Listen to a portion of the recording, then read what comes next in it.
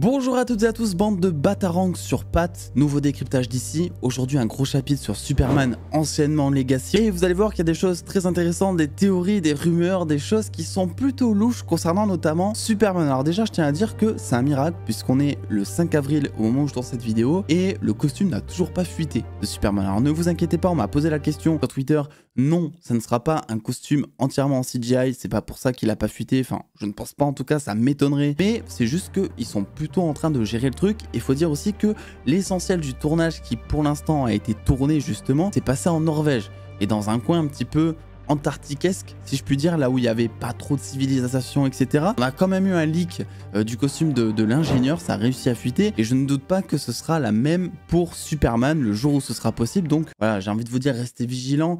Je sais très bien que si vous avez une connexion internet au minimum, vous finirez par tomber dessus si jamais ça fuite, tellement ça va casser internet. Mais pour l'instant, eh bien, écoutez, il y a du positif puisque là où je pensais que ça allait fuiter au bout de 2 semaines, pour l'instant ce n'est pas le cas. Puis petite précision, James Gunn a aussi déclaré que le tournage de Superman, il en était à 18%. Donc ils ont même pas eu le temps de faire fuiter le costume étant donné que sur ces 18%, c'est pas 18% de Superman. Il y a eu plein de scènes d'exposition en Norvège qui ont été tournées au préalable. Donc moi je suis persuadé que David Corenswet, il a pas tant tourné que ça en costume encore pour l'instant. Il y a autre chose qui a fuité de la part de plusieurs scoopers ces derniers jours et confirmé par Daniel Richtman il y a maintenant quelques heures. Voilà, vous savez que Daniel Richtman c'est un petit peu le GOAT en général, donc faut toujours se méfier un petit peu, c'est pas de l'officiel, mais généralement quand il dit un truc, c'est que ça sent très bon. Et donc ce qui est dit, c'est qu'en plus de Lex Luthor et de l'ingénieur qu'on peut plus considérer comme un anti-héros, je pense, dans ce film, eh bien ça serait que le méchant principal de Superman anciennement Legacy serait un genre de Ultraman.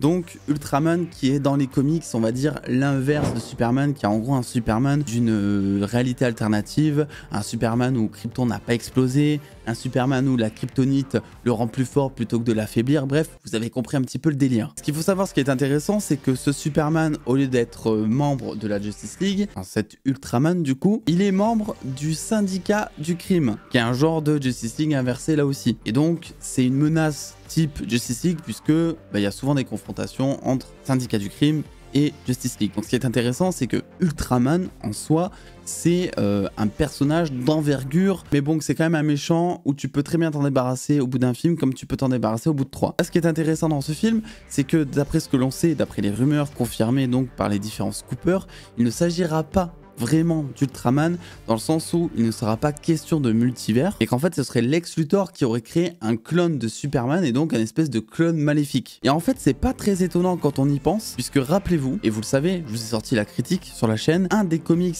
qui servira à inspirer ce film c'est All Star Superman et dans ce comics il est notamment question de Superman qui voilà, il sait qu'il va mourir et donc avant de mourir il cherche à récupérer son ADN pour poursuivre son héritage sur la Terre et donc pour créer des clones, des personnes qui auraient donc la même force, les mêmes pouvoirs que lui afin de protéger la planète. Ce truc là ça arrive en fin de comics, mais c'est pas vraiment étonnant au final qu'on se serve de cet arc là, qu'on te le mette au début de l'histoire et qu'on t'en fasse une menace. Surtout que au moins ça permet à Lex Luthor d'exister en fond, comme on s'en doute depuis maintenant un moment. Lex Luthor sera potentiellement présent pour énormément de projets, parce que bon ça reste dans les comics un personnage qui est récurrent, qui est toujours en trame de fond, c'est toujours de sa faute, etc.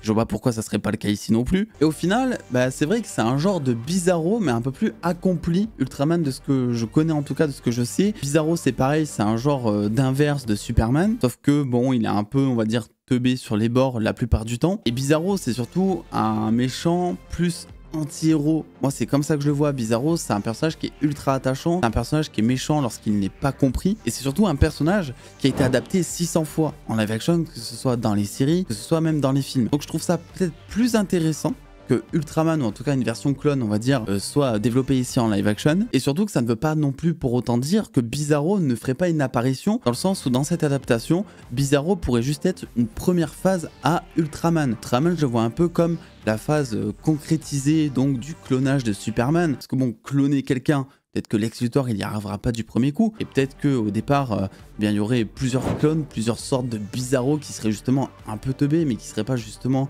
100% développés. Donc je trouve que ça serait intéressant de voir un clone qui progresse petit à petit. Donc tu aurais une phase un peu plus Bizarro, on dira, adaptée en tout cas, et à la fin tu te retrouvais avec un Ultraman, avec ça y est, enfin un clone que Lex Luthor serait arrivé à copier à 100%, mais avec ses motivations. Et donc on l'imagine, Lex Luthor déteste Superman, on ne sait pas vraiment pourquoi dans cette prochaine adaptation, et ça serait juste pour que les deux se tapent sur la gueule. Et en plus de ça, c'est intéressant puisque David Corenswet, c'est un acteur qui est pas forcément ultra connu pour l'instant, ça lui permettrait de faire ses preuves, parce que bon, tu le verrais d'un côté jouer Clark Kent, d'un autre côté jouer Superman, et il faut rappeler que c'est deux personnages qui sont bien différents dans leur manière de jouer, chose que Christopher Reeve avait fait à merveille à l'époque. Et en plus de ça, tu le verrais jouer peut-être un espèce de bizarro un peu teubé, et un Ultraman qui serait charismatique et machiavélique. Donc en vrai, en termes de jeu d'acteur, j'ai l'impression que ça donne quand même matière à faire, et tu peux prouver à ton public que t'as pas pris de la merde en termes d'acteur. Je reviens au montage pour préciser un truc puisque je sens que vous allez peut-être m'en parler en commentaire. Selon moi, non, James Gunn n'a pas forcément démenti cette rumeur. Alors oui, James Gunn est revenu sur Twitter pour dire que tout ce qu'on entendait en ce moment, il fallait se méfier, etc. etc.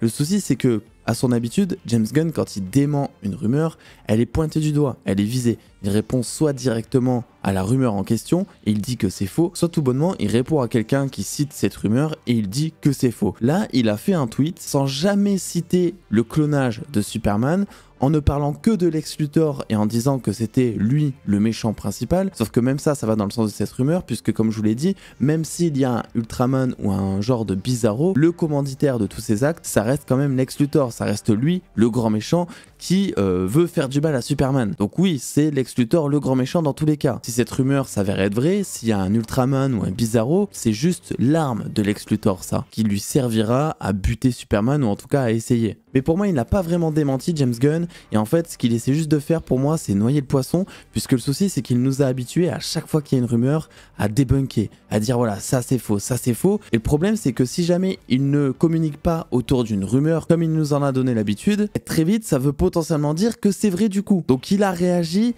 Pour autant, je pense pas que toute cette rumeur soit vraie, je pense qu'il y a encore quelques zones de flou, mais je pense pas non plus qu'on soit totalement dans le faux, d'autant plus que ça serait bizarre puisque comme je vous l'ai dit, l'essentiel des scoopers qui d'habitude s'avèrent être fiables ont tous parlé de cette rumeur. Alors après, il y a la théorie du complot qui vise à dire que James Gunn aurait donné de fausses informations aux scoopers pour que voilà la communication du film commence à se faire. James Gunn a dit que la révélation du costume de Superman serait quasiment imminente, mais personnellement je prends pas tellement pour acquis le tweet qu'il a fait pour une fois, parce que je trouve qu'il tourne vachement autour du pot, là où d'habitude il a aucun mal à dire ça c'est faux, ça c'est faux. Donc voilà, c'était juste pour la petite précision, je vous laisse au reste de la vidéo. Donc je sais pas ce que vous en pensez en commentaire de cette fameuse rumeur, mais personnellement je trouve qu'elle sent plutôt très bon. Et puis d'ailleurs ça justifierait aussi la présence de plein de héros, on le sait dans ce film il y aura plein de personnages qui vont apparaître, donc tu pourrais très bien montrer plusieurs personnages qui essaient de se taper contre ce fameux Ultraman, ou en tout cas cette adaptation, sans forcément y arriver, parce que bon, ça reste quand même un Superman, et que Superman, il est ultra puissant, quoi. N'oubliez pas de lâcher le pouce bleu et de me dire en commentaire ce que vous pensez de tout ça, et puis en attendant, je vous souhaite une très bonne journée, un très bon week-end, des bisous les dos.